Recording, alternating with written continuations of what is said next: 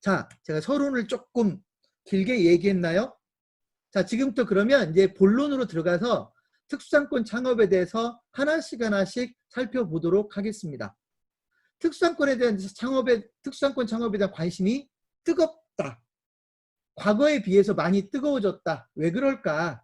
사실은 과거에도 뜨겁지 않았던 건 아닙니다. 왜냐하면 특수상권이라고 하면 막연한 기대감이 있었거든요.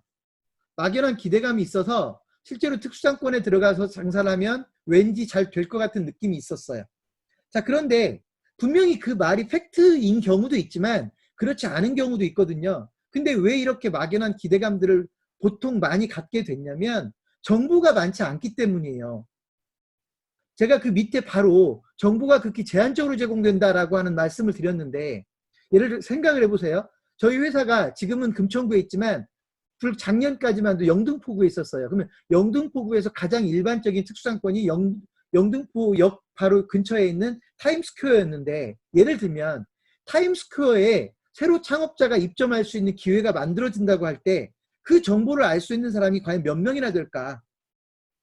그리고 예를 들면 서울시에서 운영하는 지하철 역사에 창업자들이 창업할 수 있는 기회를 준다고 할 때 서울시에서 입찰 같은 걸 할 수도 있단 말이에요. 그때 그 입찰 정보를 알 수 있는 사람들이 몇 명이나 되냔 말이죠. 그러니까 실제로 특수상권 창업에 대한 정보는 매우 제한적으로 제공되는 게 보통이고, 또 아까 제가 얘기했지만 내가 어떤 내 경험에 의해서 내가 롯데몰에 들어가려고 했는데 롯데몰에서는 개인에게는 그 창업할 기회를 주지 않더라. 이런 식으로 알고 있기 때문에 특수상권 창업에 대해서 막연한 기대감만 갖고 또는 부러움을 갖고 이런 현상들이 있더라라고 하는 겁니다. 근데 사실은 알고 보면 그렇게 뭐 그런 막연한 기대감을 가질 것도 없고요. 이따가 얘기하겠지만 특수상권 창업에는 장점이 충분히 있는가 하면 그에 못지않은 단점들도 있기 때문에 여러분들이 이거를 좀 더 객관적인 시각으로 볼 필요가 있겠다. 자, 두 번째로 제가 여러분에게 드리고 싶은 건 특수상권 중심으로 시장이 변화하고 있다는 이야기입니다. 이게 무슨 말이냐? 아직도 우리나라에서는 이런 현상을 잘 느끼지 못할 수도 있는데요. 제가 이제 이런 얘기를 해요. 베트남만 가봐도 하노이나 뭐죠? 어디죠? 저기 그 호치민만 가봐도요. 보통 우리나라 사람들이 하노이나 호치민에 가면 관광지 좀 돌고 돌아오잖아요.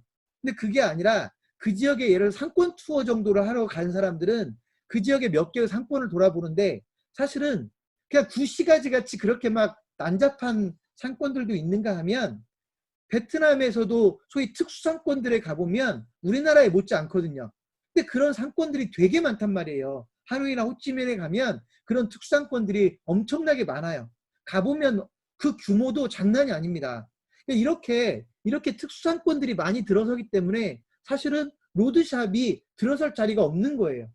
그리고 특히나 우리나라는 이제 자영업자가 너무 많으니까 어딜 가나 자영업자가 없는 경우가 없지만 대부분 다 가게들이 있잖아요. 그런데 실제로 일본만 가도 약간의 외곽으로 빠지잖아요. 동경에 약간의 그 외곽 지역으로 빠지면 길거리에 가게를 찾기가 어려울 정도로 가게가 그렇게 많지 않다고요.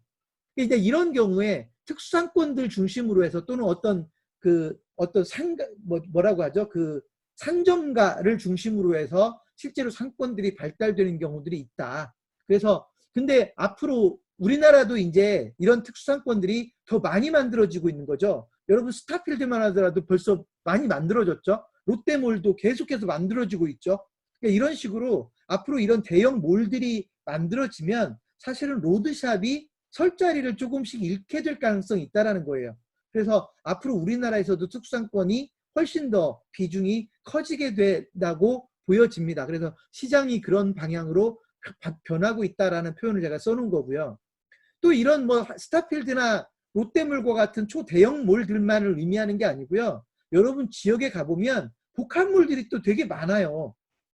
예를 들면 굳이 유명 브랜드를 걸고 있지는 않지만 소위 상가 건물이 하나 들어서는데 그 규모가 상당한 규모로 만들어져 있고, 또는 주상복합 같은 그런 건물들이 들어설 때 일정한 상권이 형성이 되거든요. 이런 경우는 로드샵이라고 표현할 수는 없을 것 같고, 그렇다고 롯데몰이나 스타필드하고 비교하기는 애매하고, 이런 걸 이제 보통 지금 그 복합몰이라는 표현을 쓰는데 사실은 특수상권의 성격을 상당 부분 가지고 있는 곳입니다. 그래서 이제 이런 곳들도 되게 많이 만들어지고 있다는 걸 아시면 실제로 여기도 마찬가지로 일반 로드샵하고는 상당한 경쟁 관계에 있을 수 있다. 그래서 앞으로 그동안은 로드샵들이 아주 일반적으로 많았었다면 지역 복합몰이나 대형 쇼핑몰들이 지금보다 훨씬 더 많이 만들어지면서 소위 경쟁 구도들이 달라지지 않을까. 여러분들이 그냥 이렇게 이해하시면 될 것 같아요. 전통시장이 옛날에는 전통시장에서 장사를 하면 먹고 사는데 뭐 지장이 없었다. 돈 잘 버는 사람들도 많았다. 근데 요즘은 전통시장에 정부에서 막 수조 원을 쏟아 부어도 전통시장을 활성화시키기가 쉽지가 않다. 이건 어떤 의미냐면 전통시장도 일종의 특수상권이거든요. 근데 전통시장이 다른 상권들에게 밀린 거예요. 전통시장이 다른 상권에 밀리면 전통시장에서는 지금 예를 들어 장사가 안 되는 상황이 벌어지는 거고, 그러니까 새로운 형태의 어떤 대형 몰들이나 특수상권들이 만들어지면 기존에 있었던 상가나 상권들이 소위 그에 비해서 상대적으로 위축될 수밖에 없는 현상들이 계속 벌어질 거다. 이런 이야기를 드리는 겁니다. 그리고 맨 마지막 줄에 제가 특수상권 창업은 분명히 양면성이 존재한다. 이건 이제 제가 앞에서도 한번 잠깐 언급하고 왔는데, 특수상권이 무조건 창업하기에 좋은 곳이 아니라, 무조건 특수상권에 가서 창업하는 게 유리한 게 아니라 특수상권에 분명한 매력적인 부분도 있지만 특수상권이기 때문에 겪어야 되는 상당한 위험성도 있어요. 제가 후반부에서 이 부분은 다시 설명하겠지만 제가 여기서 하나만 던지고 가면, 여러분 이런 얘기 들어보셨어요? 여러분 중에 혹시라도 누군가한테 제안을 받아요. 어떤 특수상권에 있는 중국집인데 장사가 잘 되니까 너 그거 인수받아라. 그러면서 뭐라고 이야기를 듣냐면, 거기는 여러분 생각을 해보세요. 꽤 잘 나가는 모래 입점에 있고 중국집이고 장사가 잘 된다고 하면 예를 들어서 권리금 한 1억 정도 요구받을 수 있다고 생각되지 않으세요? 권리금 1억, 2억 요구받을 수 있어요. 그러면 그 제안을 받은 사람은 그 자리는 내가 2억을 주고라도 들어가면 먹고 사는데 지장이 없겠다고 판단될 수 있다고요. 그래서 덥석 계약을 해요. 내가 그 중국집을 인수하겠다. 권리금 2억 주겠다.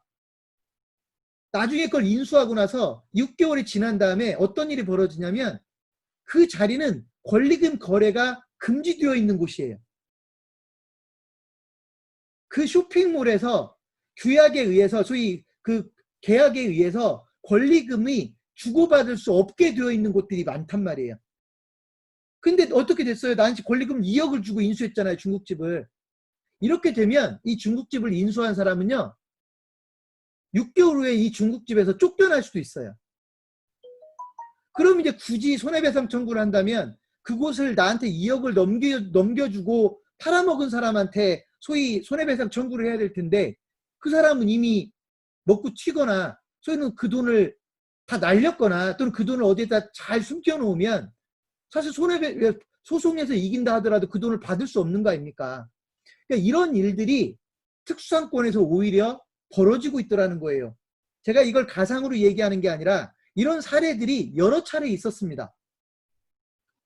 그 몰에서는 소위 양도양수를 인정하지 않아요. 또는 양도양수를 인정한다 하더라도 권리금 거래를 인정하지 않아요. 근데 그 사실을 몰라요.